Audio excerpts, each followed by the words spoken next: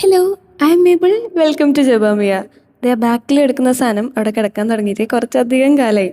ഇന്ന് കുക്ക് ചെയ്യും, നാളെ കുക്ക് ചെയ്യും, അതിൻ്റെ വീഡിയോ എടുത്തിടാം എന്നൊക്കെ വിചാരിച്ച് വാങ്ങിച്ചു വെച്ചതാണെങ്കിലും സംഭവം നടന്നില്ല. എന്തായാലും ഇന്നിപ്പോൾ ഒരു പറ്റിയ ദിവസമാണ്, നമുക്ക് കുക്കിങ്ങിലോട്ട് കിടക്കാം.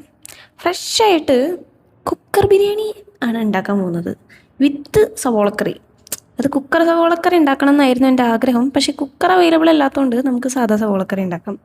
ഈ സവോളക്കറിക്ക് ഒരു പ്രത്യേകതയുണ്ട്. ഇതിൽ മുട്ടയിട്ടാൽ മുട്ടക്കറിയും ചിക്കൻ ഇട്ടാൽ ചിക്കൻ കറിയും ഇനി ബീഫ് ഇട്ടാൽ ബീഫ് കറി ആവുന്ന ഒരു പ്രത്യേകതരം റെസിപ്പിയാണ് ഞാൻ പറഞ്ഞുതരാൻ പോകുന്നത്. ഇനിയിപ്പോൾ കോപ്പിറൈറ്റ് ഒന്നും പറയണ്ട. ഇത് യൂട്യൂബിൽ കണ്ട സാധനം യൂട്യൂബിൽ തന്നെ വിൽക്കുന്നു എന്നൊരു കോപ്പിറൈറ്റ് ഇഷ്യൂ ഒന്നും ആരടിക്കാൻ വരണ്ട. കാരണം എനിക്കും അങ്ങനെ തോന്നിയിട്ടാണ് ഞാൻ കുറേ കാലം കുക്ക് ചെയ്യാണ്ടിരുന്നത്. പിന്നെ മനസ്സിലായി യൂട്യൂബിന് അങ്ങനെ പ്രശ്നമില്ല, പാട്ട് ഉപയോഗിച്ചാൽ മാത്രമേ പ്രശ്നമുള്ളൂ. നമ്മൾ വിഷയത്തിൽ നിന്ന് തെന്നി മാറുന്നു. അപ്പോൾ കുക്കർ എടുത്ത് വെച്ച് ആദ്യം നെയ്യ് ഒഴിക്കുക, പിന്നെ പട്ട, ഗ്രാമ്പു, ഏലയ്ക്ക എല്ലാതും ഒന്ന് വീതവും ഒരു ആവശ്യത്തിന് നമ്മൾ എന്തോരാണ് റൈസ് എടുക്കുന്നതെന്നുള്ളൊരു ഇതിൽ അതങ്ങോട്ട് ഇടുക. പിന്നെ അരമണിക്കൂർ കുതിർത്തി വെച്ച അരി നമ്മൾ അതിലേക്ക് ഇടുക. കുറച്ചൊന്ന് ആവട്ടെ, വെള്ളം എടുക്കാനുള്ള സമയം അത് ആ കുക്കറിൽ കിടന്നുകൊണ്ട് കുഴപ്പമില്ല. ഒരു ഗ്ലാസ് അരിക്ക് 1.5 ഗ്ലാസ് വെള്ളം എന്ന കണക്കിന് വെള്ളം എടുക്കുക. അതിലേക്ക് ഉപ്പ് മുൻപന്തിയിൽ നിൽക്കുന്ന തരത്തിൽ ഉപ്പിട്ട് കലക്കി ഒഴിക്കുക. പിന്നെ വാനില എസൻസോ പൈനാപ്പിൾ എസൻസോ ഒക്കെ ഇടാം. പിന്നെ പച്ചമുളക്, ഇഞ്ചി വെളുത്തുള്ളി പേസ്റ്റ്, മല്ലിയില അങ്ങനത്തെ സാധനങ്ങളൊക്കെ ഇട്ടാൽ നല്ലതായിരിക്കും. എന്നിട്ട് വെയിറ്റ് ഇടാണ്ട് അടച്ചു വയ്ക്കുക. എന്നിട്ട് വെയിറ്റ് ഇടണം, കുറച്ച് കഴിഞ്ഞിട്ട് വെയിറ്റ് ഇടണം. അതിൻ്റെ ഇടയ്ക്ക് നമുക്ക് ഈ സവോളക്കറി ഒരു തീരുമാനത്തിലെത്തിക്കാം.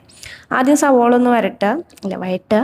അത് കഴിഞ്ഞ് കുറച്ച് തക്കാളി ഇട്ട് കൊടുക്കുക. അതാ ഇതുപോലെ നമ്മുടെ കുക്കറിൽ നിന്ന് പ്രഷർ വരുമ്പോൾ നമ്മൾ വെയിറ്റ് ഇട്ട് കൊടുത്ത് ഒരു 30 സെക്കൻഡ് കഴിഞ്ഞ് കഴിഞ്ഞാൽ അത് നമുക്ക് ഓഫ് ചെയ്യാം. ഓഫ് ചെയ്തിട്ട് മാറ്റി വയ്ക്കാം. ആ പ്രഷറൊക്കെ ഒന്ന് പോകുന്ന വരെ അതവിടെ ഇരിക്കട്ടെ. ഇനി നമുക്ക് നമ്മുടെ ബാക്ക് ടു ഉള്ളിക്കറി. ഇതൊന്ന് വഴണ്ട് വരുമ്പോൾ നമുക്ക് ഒരു നല്ലൊരു കുഴി നടുവിലുണ്ടാക്കി കുറച്ച് പൊടികളൊക്കെ ഇടണം.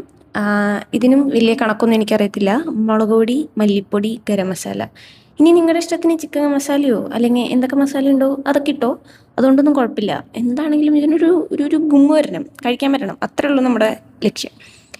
പിന്നെ ഉപ്പിട്ട് കഴിഞ്ഞ് കഴിഞ്ഞാൽ പെട്ടെന്ന് വരളും അല്ലേ, ഇങ്ങനെ വരണ്ട് കിട്ടും.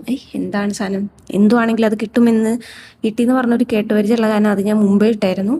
എന്തായാലും വലിയ കുഴപ്പമില്ല, സംഭവം ടേസ്റ്റ് ഉണ്ട്. അപ്പോൾ ഇതെന്നെ റെസിപ്പി നിങ്ങൾ ഫോളോ ചെയ്താൽ ഏത് പൊട്ടനും ഇതുണ്ടാക്കാൻ പറ്റും. പിന്നെ ആവശ്യത്തിന് വെള്ളം ഒഴിച്ച് കഴിഞ്ഞ് കഴിഞ്ഞാൽ നമുക്ക് ഇത് ഉപയോഗിക്കാനുള്ള ലെങ്ത്ത് കൂട്ടാൻ പറ്റും. മനസ്സിലായില്ലേ ആ സംഭവം? ഇനി ഇതിൻ്റെ പ്രഷറൊക്കെ ഒന്ന് താഴ്ന്നു കഴിയുമ്പോൾ ഓപ്പൺ ആക്കി കഴിഞ്ഞാൽ നമ്മുടെ ബിരിയാണി റെഡി. 1 മണിക്കൂർ കൊണ്ട് ഐ അഷ്വർ നിങ്ങൾക്ക് ഇത് ഉണ്ടാക്കാൻ പറ്റും. എനിക്ക് ഉണ്ടാക്കാമെന്ന് വെച്ചാൽ ഏത് പൊട്ടനും ഉണ്ടാക്കാം.